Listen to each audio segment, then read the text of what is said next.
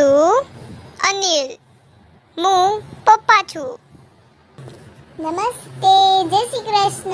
Hello, મારું નામ છે ઋત્વા અને હું સૌથી મોટી બેન છું.